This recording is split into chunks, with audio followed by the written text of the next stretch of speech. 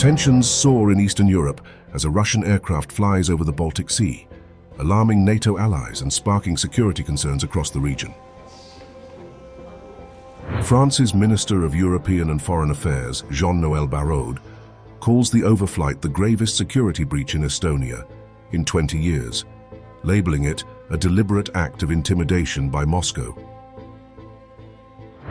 First of all, note that this is a very serious event, the most serious in Estonia for 20 years, that it is a deliberate escalation by Russia that would like to intimidate us.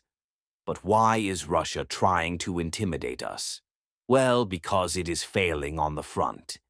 It's been 3 years now that Russia has not progressed a single iota on the eastern front of Ukraine. Barraud says Russia's move is a reaction to its stalled military campaign in Ukraine, which has seen no territorial gains in 3 years and is designed to weaken Western support for Kyiv. Meanwhile, Russia is actively courting foreign investors for Russian-occupied territories in Ukraine. Russian Foreign Minister Sergey Lavrov hosted a ceremony Monday to sign cooperation agreements between Russian-controlled regions of Ukraine and Nicaragua.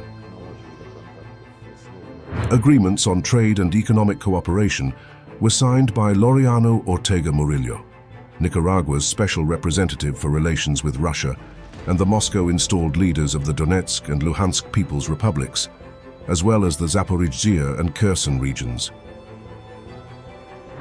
We see growing interest from countries in the global south and east in establishing contacts with new Russian regions.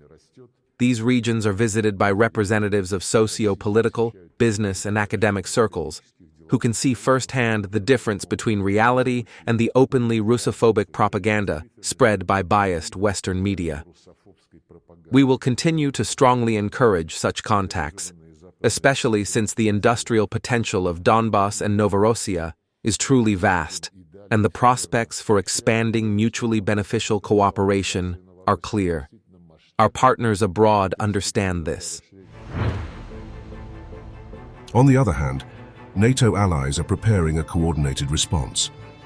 Barraud confirms that political and operational measures will be deployed to dissuade further Russian provocations.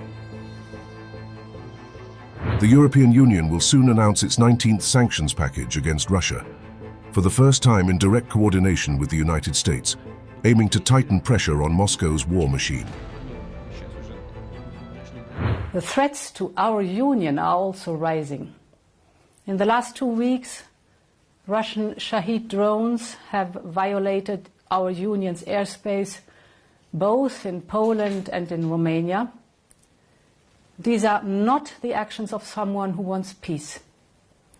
Again and again, President Putin has escalated, and in response, Europe is increasing its pressure. This is why today I'm presenting the 19th package of sanctions.